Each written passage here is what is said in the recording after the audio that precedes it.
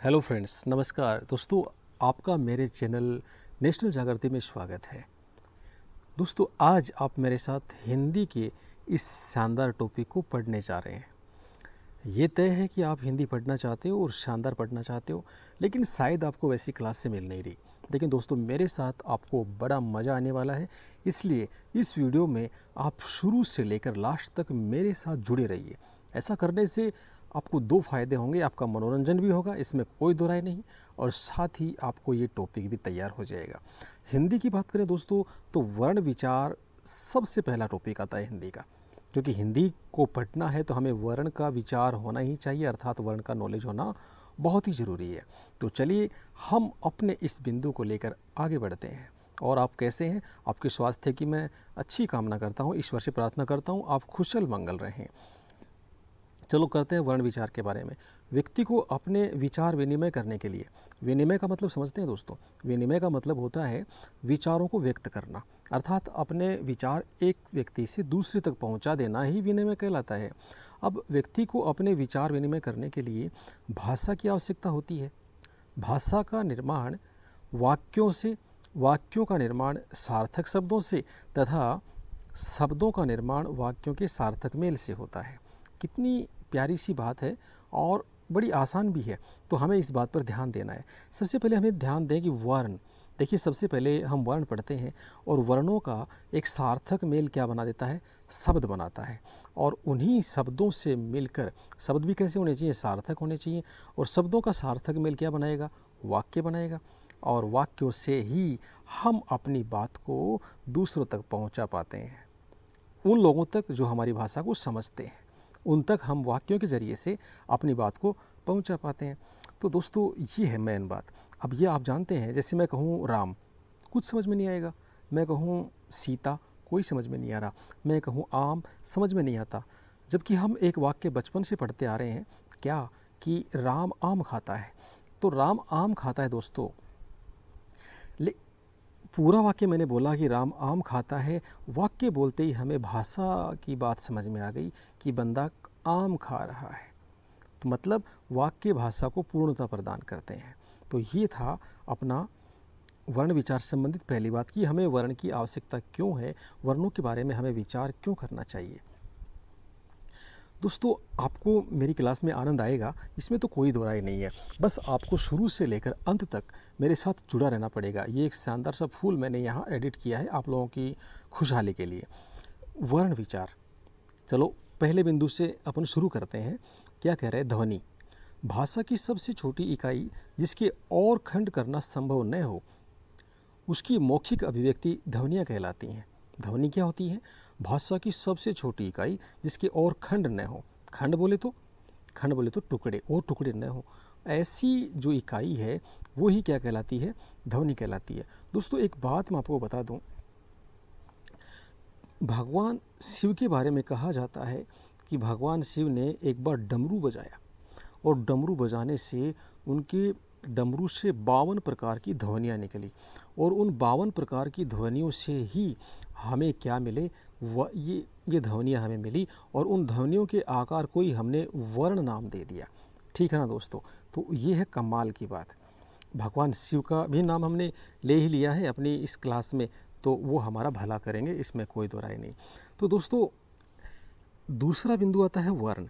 वर्ण का मतलब ध्वनि ही है। जिस प्रकार से ध्वनि में जो खंड नहीं हो सकते, ऐसी ध्वनियाँ होती हैं, उनको सिर्फ मौखिक रूप अपन देते हैं, सिर्फ मुंह से बोलते हैं तो वो ध्वनि रह जाती हैं। और उन्हीं अखंड ध्वनियों को यदि हम लिखित रूप प्रदान कर दें, लिखित अभिव्यक्ति प्रदान कर दें, तो वो वर्ण हो जाएंगे। तो ध्वनि और वर्ण में इतना ही फर्क है कि जब तक उनको लिखा नहीं जाता है संकेत चिन्हों के माध्यम से, तब तक तो वो ध्वनियाँ रहती हैं, और जब संकेत चिन्हों के माध्यम से आप उन्हें लिख देते हैं तब वो वर्ण हो जाते हैं।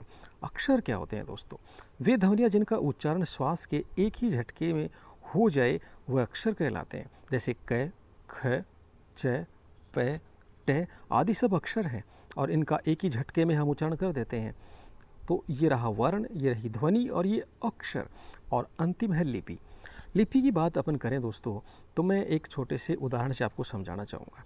जैसे एक कुआं है, ये एक कुआं है मान लीजिएगा, और कुएं में पानी भरा है, कुएं में पानी भरा है।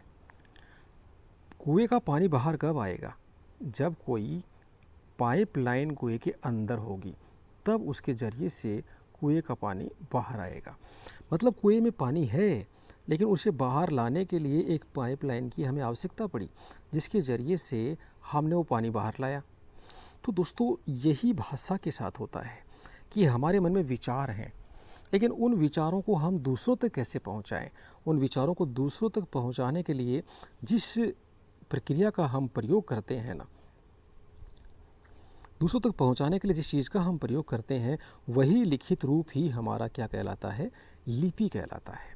तो ये था लिपि, और इस प्रकार हमने यहाँ पर ये 4 बिंदु इसमें पढ़े हैं। तो मैं समझता हूँ आपको ये बड़ा समझ में आ रहा होगा। बस दोस्तों बने रहिए, और यदि समझ में भी आ रहा है तो इस चैनल को सब्सक्राइब ज़रूर कर लीजिएगा, क्योंकि आने वाले और बेहतर वीडियो तभी तो आपको मिल पाएंगे।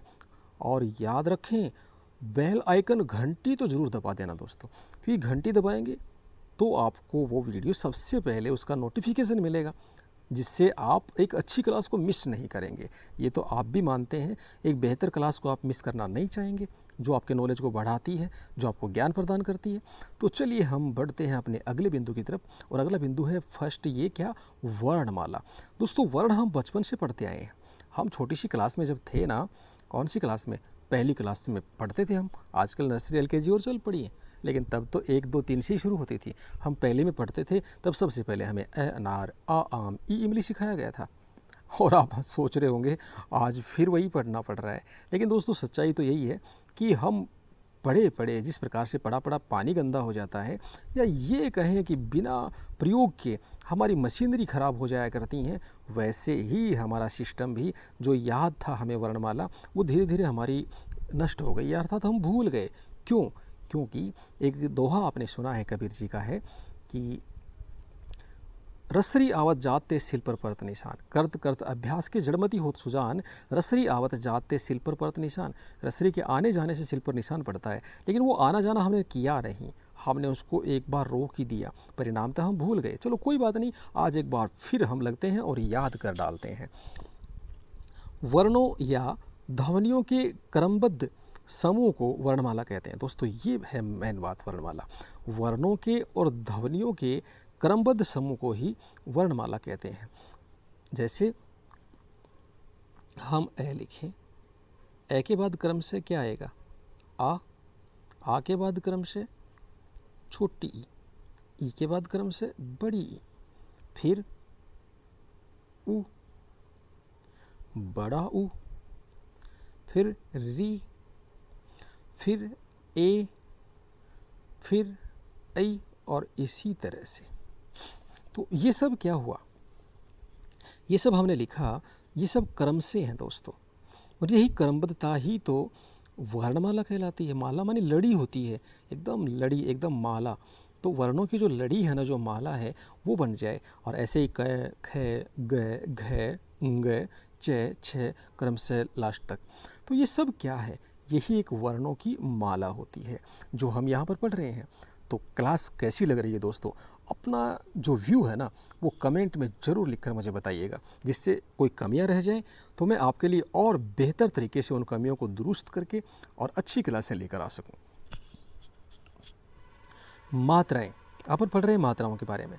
मात्राएं व्यंजनों के अनेक प्रकार के विचारों को स्पष्ट करने के लिए।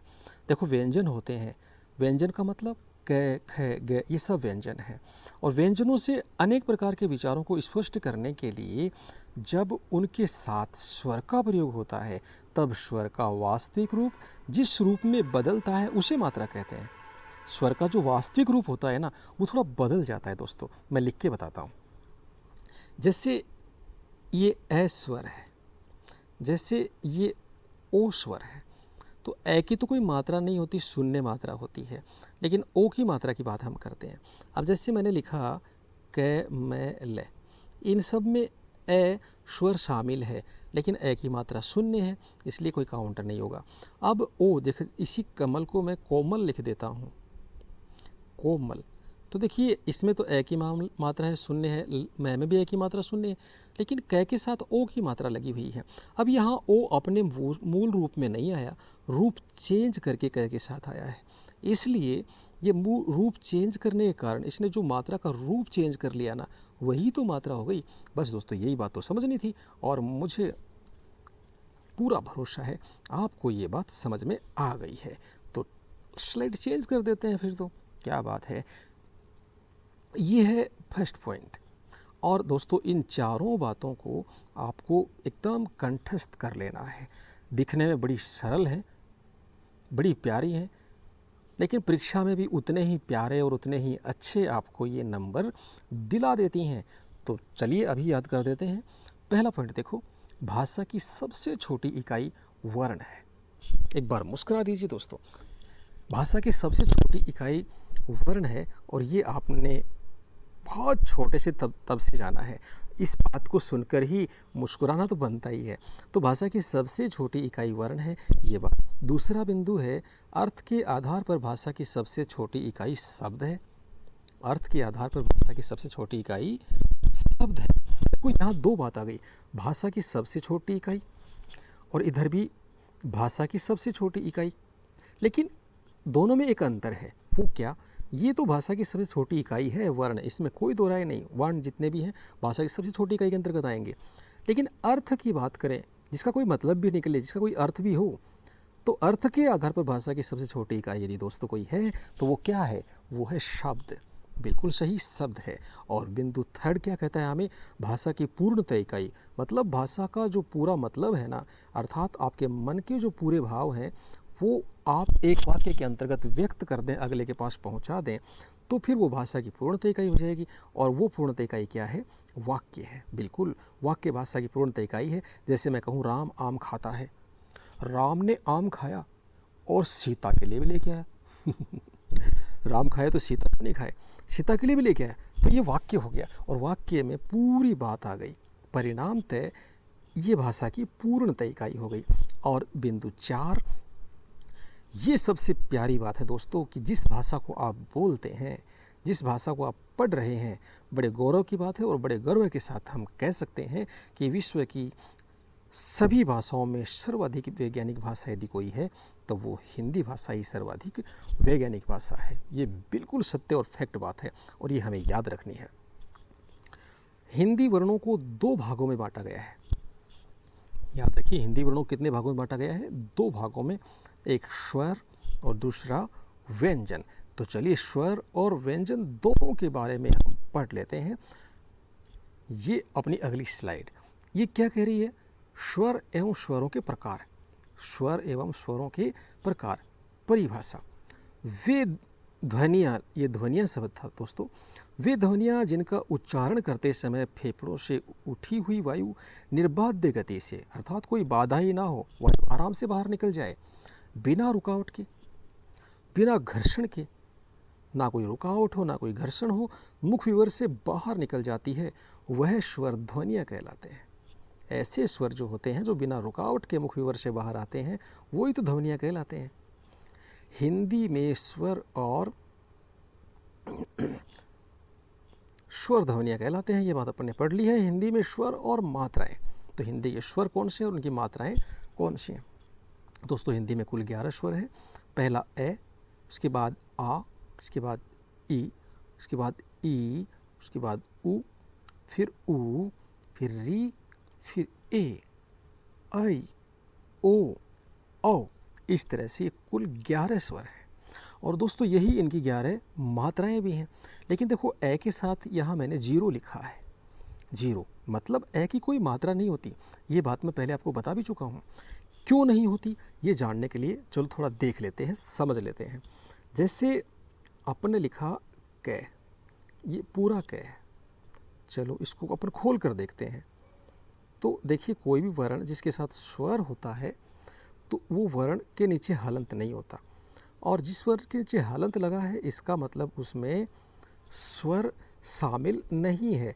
मतलब कै और ए, इसका तात्पर्य कि इस कै में कै और ए दोनों मिले हुए हैं।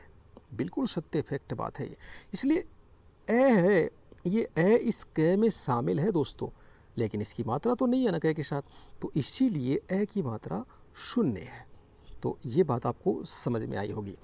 और ये इनकी मात्राएं हैं, ये आ की मात्रा है, ये छोटी ई की मात्रा है, ये बड़ी ई की, ये छोटे ऊ की मात्रा और ये बड़े ऊ की मात्रा, ये री की मात्रा है, ये ए की मात्रा, ये आई की मात्रा, यानी कि मात्रा के रूप में आई ऐसे लिखा जाएगा। ये ओ की मात्रा है और ये औ की मात्रा है। मतलब ये जितने भी स्वर हैं, इनको यदि हमें मात्रा के रूप में लिखना है तो नीचे दिए गए इस प्रकार से मात्रा के रूप में ये व्यंजनों के साथ लिखे जाते हैं, और तब ये भाषा को वैज्ञानिक बना देते हैं। और फिर आपकी भाषा में एक बार जो लिख दिया तो कहीं कोई गुंजाइश नहीं रहती है कमी निकालने की। अंग्रेजी में तो बहुत सारी गड़बड़ है दोस्तों। मैं ही पहले नाइफ की जगह कनाइफ पढ़ देता था आपके साथ भी हुआ होगा ऐसा, हालांकि ये एक मजाक है। हिंदी भाषा में कुल 11 स्वर होते हैं। हिंदी भाषा में कुल कितने स्वर होते हैं दोस्तों? 11। और ये हमने 11 स्वर यहाँ पर पढ़ लिए हैं। तो ये आ गई अपनी नेक्स्ट स्लाइड। ये हमें कह रही है उच्चारण के आधार पर स्वर का वर्गीकरण। उच्चारण के आधार पर हम स्वर का वर्गीकरण कैसे करते हैं वो दोस्तों चलो यहाँ पर देखते हैं। एक तो हरिश्व स्वर। हरिश्व स्वर का मतलब है कि हरिश्व स्वर मूल स्वर होते हैं 4 स्वर, जिनकी छोटी मात्राएं होती हैं। तो ये 4 हैं, ए ई उ री। ऐसे सवाल, ये सवाल गलत है, यहाँ स्वर शब्द था। ऐसे स्वर जिनके उच्चारण में कम समय लगता है उन्हें मूल स्वर भी कहते हैं और हरिश्व स्वर भी कहते हैं। वो मूल स्वर हैं ए ई उ और री। और दूसरे आते हैं दीर्घ स्वर, जिनके उच्चारण में हरिश्व स्वरों की तुलना में दुगना समय लगता है। यह 2 प्रकार के होते हैं दोस्तों। दीर्घ स्वर है ना, ये कितने प्रकार के होते हैं? 2। इनका उच्चारण यदि आपको करना है तो हरिश्व स्वरों में जितना समय लगता है ना, दीर्घ स्वरों के उच्चारण में उतना है, उनसे दुगना समय लगता है। इसलिए दीर्घ स्वर अपन कौन से होते हैं उनको देख लेते हैं। ये दोस्तों 2 प्रकार के दीर्घ स्वरों को अपन ने बांट दिया, एक संधि स्वर, दूसरा संयुक्त स्वर। पहले संधि स्वर देख लेते हैं। ए के साथ ए का संयोग किया या संधि करी तो आ बन गया। ये कौन सी संधि है? गैस करिए जरा। और आपने सही अनुमान लगाया, ये दीर्घ स्वर संधि है। और यहाँ भी ई के साथ ई का योग हुआ है, संधि हुई है, और इससे बड़ी ई बन गई। यहाँ कौन सी संधि है? बिल्कुल दोस्तों सही सोच रहे हो आप। यहाँ भी दीर्घ स्वर संधि है और यहाँ पर ऊ के साथ ऊ का संयोग करने से बड़ा ऊ बन गया, और यहाँ भी दीर्घ स्वर संधि है। अब ये गौर करने वाली बात है। देखिए यहाँ ये आ, यहाँ बड़ी ई और यहाँ बड़ा ऊ, ये तीनों दीर्घ स्वर हैं। ये स्वर संधि है इनमें, इसलिए संधि स्वर कहलाते हैं ये। ठीक है जी। कौन कौन से संधि स्वर? आपसे ये पूछा जाए कि आ क्या है और ऑप्शन दीर्घ स्वर दिया हुआ है तो आप कह देंगे दीर्घ स्वर है, लेकिन ऑप्शन में संधि स्वर भी दिया हुआ है तो फिर पहले आपको आ को बताते समय संधि स्वर बताना चाहिए, तब आपका आंसर एकदम सही हो जाएगा। दूसरा है ब ऑप्शन संयुक्त स्वर। संयुक्त स्वर का मतलब होता है 2 स्वरों का आपस में मिलना। अब देखो यहाँ 2 अलग अलग स्वर हैं, 2 अलग अलग स्वर हैं। अब यहाँ तो देखो 2 सजातीय स्वर हैं, सेम है, खुद ही है, खुद से खुद का मिलन हुआ है। लेकिन यहाँ देखिए ए का ई के साथ मिलन हुआ और ए का ई के साथ मिलन हुआ तो ए बना, गुण संधि। ए का ए के साथ मिलन हुआ ऐ बन गया। ए का ऊ के साथ मिलन हुआ तो ओ बना, और ए का ओ के साथ मिलन हुआ तो औ बन गया। मतलब इनका मिलने से, एक संयुक्त होने से, एक 2 शब्दों वर्णों के मिलकर एक तीसरा वर्ण बन गया। 2 के संयुक्त होते ही तीसरा वर्ण बना है, इसलिए इनको संयुक्त स्वर कहा गया है। तो मैं उम्मीद कर सकता हूँ क्या आपको समझ में आया? बिल्कुल आया है, बहुत अच्छी बात है दोस्तों, समझ में आना ही चाहिए। हमारा उद्देश्य ही यही है कि हम पढ़ें और सही समझें। चलिए अगले पॉइंट पर बात करते हैं, सजातीय और भिन्न स्वर। सजातीय स्वर कौन से होते हैं, भिन्न स्वर कौन से होते हैं? हालांकि इस बारे में मैं जस्ट अभी पिछली स्लाइड में आपसे बात करके आया हूँ। जैसे ए और ए के बारे में, ई और ई, ऊ और ऊ, और ए और आ भी, ये तीनों ही सजातीय हैं। यहाँ भी ये तीनों सजातीय हैं, यहाँ भी ये तीनों सजातीय हैं, लेकिन ये तीनों ही सजातीय नहीं है। तो ये चीज़ हम यहाँ पढ़ने आए हैं। सजातीय और भिन्न स्वर, जिन स्वरों की बनावट समान होती है वे सजातीय स्वर कहलाते हैं। बनावट जिनकी एक जैसी हो, जैसा कि अभी इस स्लाइड में देखा है, देखो इनकी बनावट एक जैसी है, इन तीनों की बनावट एक जैसी है और इन तीनों की बनावट एक जैसी है, तो ये सजातीय हो गए। और भिन्न भिन्न बनावट वाले विभाजित स्वर कहलाते हैं या भिन्न स्वर कहलाते हैं। तो देखो यहाँ देखो, इनकी बनावट भिन्न है, ए ई ए तीनों की बनावट अलग अलग है और ये अलग बनावट होने के कारण ही ये भिन्न स्वर विभाजित स्वर हो गए। चलिए स्लाइड नेक्स्ट पर पहुँचते हैं दोस्तों। मुझे पता है आपको समझ में तो आ रहा है, और यदि समझ में तो बस इस चैनल को सब्सक्राइब आपको करना पड़ेगा, क्योंकि सब्सक्राइब करेंगे तभी तो आप मेरे आने वाले और बेहतर वीडियोज़ देख पाएंगे, नहीं तो उनसे वंचित रह जाएंगे दोस्तों। तो उन सभी बेहतर वीडियोज़ को देखने के लिए इस चैनल को सब्सक्राइब कर लीजिए, और मैं तब तक आपके लिए चाय की व्यवस्था करूं वो तो मिलेंगे तब करेंगे, लेकिन हाँ ये तय है कि आपको घंटा ज़रूर बजा देना चाहिए इसका, क्योंकि घंटा बजाएंगे तभी तो मुझे पता चलेगा कि आपका और हमारा दिल का रिश्ता है। चलिए हम आगे बात करते हैं। और घंटा बजाने का फ़ायदा भी दोस्तों ये होगा कि आने वाले नए वीडियो के जो भी नोटिफिकेशन होंगे वो आप तक सबसे पहले पहुंचेंगे। तो आपको घंटा तो बजा ही देना चाहिए सब्सक्राइब करने के बाद। एक लाइक बनता है दोस्तों। अग्रस्वर, जिन स्वरों के उच्चारण में जीव के आगे का भाग सक्रिय रहता है वे अग्रस्वर कहलाते हैं। देखो जीभ का एक आगे का भाग होता है, जैसे इस चीज़ को समझने के लिए अपन थोड़ा करते हैं। जैसे ये मुख विवर है हमारा दोस्तों, मुख विवर में जैसे ये हमारी जीव्या है, तो ये जो आगे का भाग है ये अग्रस्वर, जीभ के बीच का हिस्सा है ये मध्यम, यहाँ से ध्वनि, और जीभ का जो मुंह के पास वाला अंदर का हिस्सा है वो पश्च स्वर कहलाता है। ठीक है, तो चलो हम शुरू करते हैं अग्रस्वर के बारे में। जीभ के सक्रियता के आधार पर स्वर अग्रस्वर, जिन स्वरों के उच्चारण में जीभ के आगे का भाग सक्रिय रहता है वे अग्रस्वर कहलाते हैं। ये अग्र इस तरह से लिखना था, गलत प्रिंट हुआ है, अग्रस्वर कहलाते हैं। यथा ई ए आई री, आप इन वर्णों को बोलकर देखेंगे तो आपको पता चलेगा कि आपकी जीभ का आगे का हिस्सा आपके मुख विवरों से कहीं न कहीं स्पर्श हो रहा है। इसलिए ये पांचों स्वर हैं ये अग्रस्वर हैं। और मध्यम स्वर कौन से होते हैं? जिस स्वर के उच्चारण में जीव्या का मध्यम भाग सक्रियता रहता है उसे मध्यम स्वर कहते हैं। ये ए, जीभ बीच में से उठती है, ए बोलते हैं, तो बोलकर देखिएगा आपको सही पता चलेगा। और पश्च स्वर,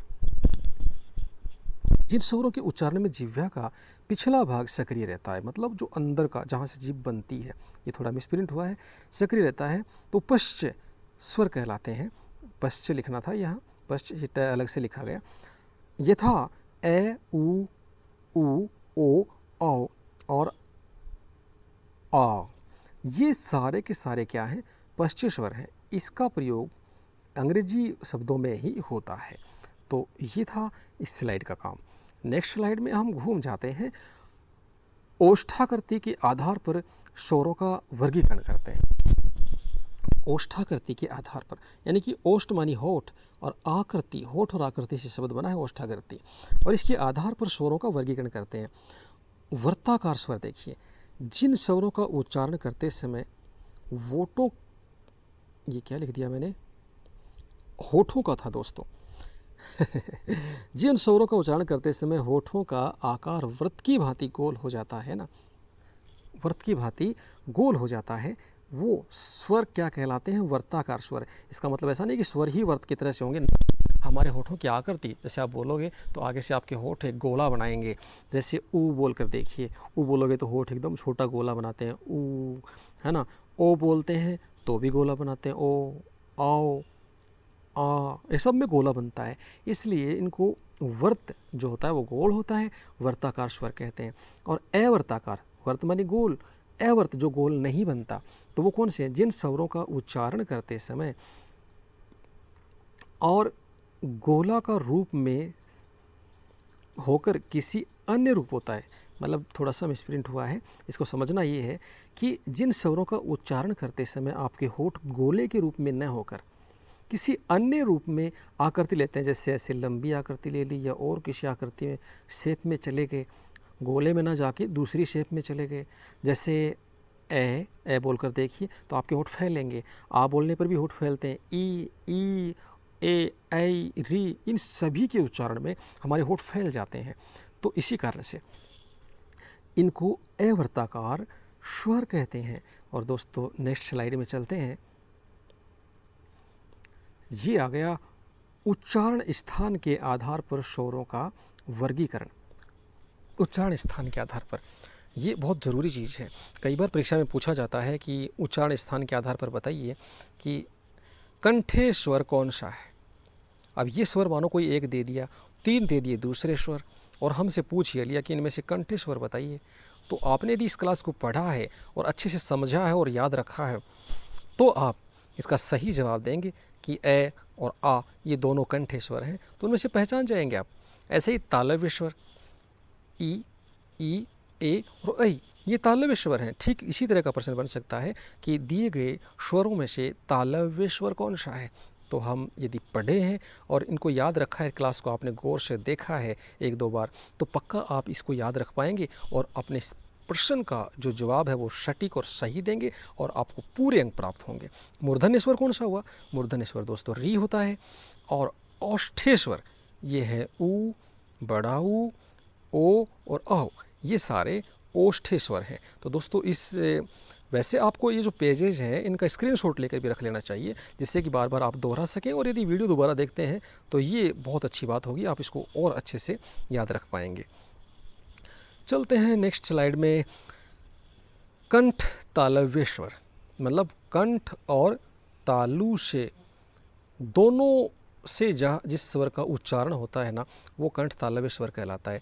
देखो इनका उच्चारण कंठ और तालु दोनों से होता है। और ये कौन कौन से हैं? ए और ऐ। याद रखिएगा दोस्तों, ए और ऐ वे स्वर हैं जिनका उच्चारण कंठ से और तालु दोनों से होता है, क्योंकि ए की रचना ए ई, देखो ए जमा ई से मिलकर हुई है और इससे बन गया ए, यानी कि ए जमा ई ए। तो ए का अलग उच्चारण स्थान है कंठे, ई का तालव्य, अलग अलग उच्चारण। ए का उच्चारण स्थान कंठे है और ए का उच्चारण स्थान तालु है। अब दोनों मिलकर अलग अलग उच्चारण स्थान से हो गए, परिणामतः ए कौन सा स्वर हुआ? कंठ और तालु दोनों से बोला जाने वाला हो गया, इसलिए इसको कंठ तालव्य कहते हैं। ऐसे ही ऐ भी, ऐ का मतलब है ए और ए के संयोग से, ये ए और ये ए मिल जाते हैं तो ऐ बनता है। तो वो भी ठीक इसी तरह से कंठ तालव्य हो गया। लिख के दिखाऊं? चलो लिखते हैं। तो देखिए दोस्तों, ए के साथ ए का संयोग होगा तो ऐ बनता है।